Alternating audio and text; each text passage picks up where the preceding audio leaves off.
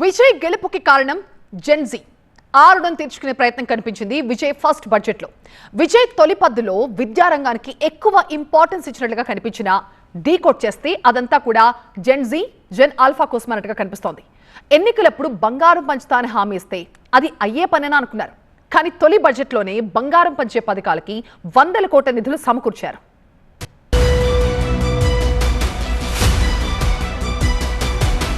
First budget తోనే full marks కొట్టేసే ప్రయత్నం చేశారు సీఎం విజయ్. పేదలు, యువత, మహిళలు టార్గెట్ గా పథకాలు ప్రకటించి వారికి కేటాయింపులు కూడా చేశారు. ప్రభుత్వ ఆసుపత్రుల్లో పుట్టే ప్రతి చిన్నారికి 1 గ్రాము బంగారు ఉంగరం ఇచ్చే పథకానికి భారీగా నిధుల్ని కేటాయించారు. మేనమామ బంగారు కానుకగా పిలిచే ఈ స్కీమ్ కోసం 560 కోట్ల రూపాయలు ఇవ్వబోతోంది విజయ్ సర్కార్. ఆడబిడ్డల పెళ్లిళ్ల కోసం అన్న పెళ్లి కానుక కింద 8 గ్రాముల బంగారం, పట్టుచీర ఇచ్చే పథకానికి 812 కోట్లు అలొకేట్ చేశారు. కేవలం సంక్షేమం మాత్రమే కాదు, విద్యారంగాన్ని పరుగులు పెట్టించేలా భారీగా నిధులు చూపించింది విజయ్ సర్కార్. ఒక పాఠశాల విద్య కోసమే 44,527 కోట్ల రూపాయలు బడ్జెట్ పేపర్లో చూపించారు. ఉన్నత విద్యాశాఖకు 8,393 కోట్ల రూపాయలు ఇచ్చారు.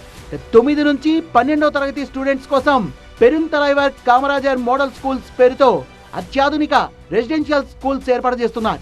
ఇందులో భోజనం, వసతి, యూనిఫామ్, బుక్స్ అన్ని ఫ్రీ.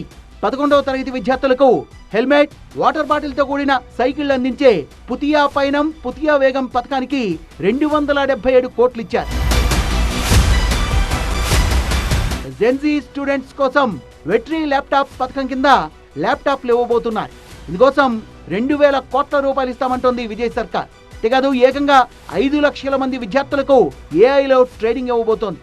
13 లక్షల మంది యువతకు పరిశ్రమలకు అనుగుణమైన స్కిల్ ట్రైనింగ్ అందించబోతున్నారు. ఇందుకోసం వెట్రీ స్కిల్ ట్రైనింగ్ స్కీమ్ ప్రకటించారు. పబ్లిక్, ప్రైవేట్ సంస్థల సహకారంతో తొలి దశలో 20,000 మంది యువతకు ఇంటర్న్షిప్ అవకాశాలు కల్పించబోతున్నారు. కొత్తగా 5 ఐటీఐలు పెడుతున్నారు. వీటన్నింటికీ నిధుల్ని కేటాయించారు. క్రీడా రంగానికి పెద్దపీట వేస్తూ రాష్ట్ర వ్యాప్తంగా 10 ఒలింపిక్ సెంటర్స్ ఆఫ్ ఎక్సలెన్స్ ఏర్పాటు చేస్తున్నట్లు విజయ్ సర్కార్ ప్రకటించింది. ఇందుకోసం 50 కోట్లు కేటాయించారు. ఆరోగ్య రంగానికి 23,000 కోట్ల రూపాయలకు పైగా కేటాయించింది విజయ్ సర్కార్. గర్భిణుల కోసం టాయ్ కేర్ పేరుతో ప్రత్యేక సంరక్షణ కేంద్రాలను ఏర్పాటు చేస్తారు. ఇందులో ప్రసవం సమయం దగ్గర పడ్డ మహిళలకు ఉచిత భోజనం, వైద్య సహాయం, ఆరోగ్య పర్యవేక్షణ అందిస్తారు. బడ్జెట్ ప్రసంగంలో నీట్ పరీక్షపై తన వైఖరిని స్పష్టం చేసింది టీవీకే ప్రభుత్వం. వైద్య ప్రవేశాలని 12వ తరగతి మార్కుల ఆధారంగా పాత విధానంలోనే నిర్వహించాలని, నీట్ను రద్దు చేయాలని కేంద్రాన్ని కోరింది. విజయ్ తొలిపద్దు ప్రతిపక్ష డిఎంకేకు నచ్చలేదు. బడ్జెట్ కు 0 మార్క్స్ వేస్తానంటూ కామెంట్ చేశారు ఉదయనిధి స్టాలిన్.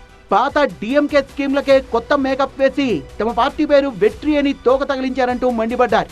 ఈ బడ్జెట్ లో ప్రజలకు ఒరిగింది శూన్యమని, అసలు మేకేదాటు ప్రాజెక్టు గురించే నోరు మెదపలేదంటూ ఫైర్ అయ్యారు.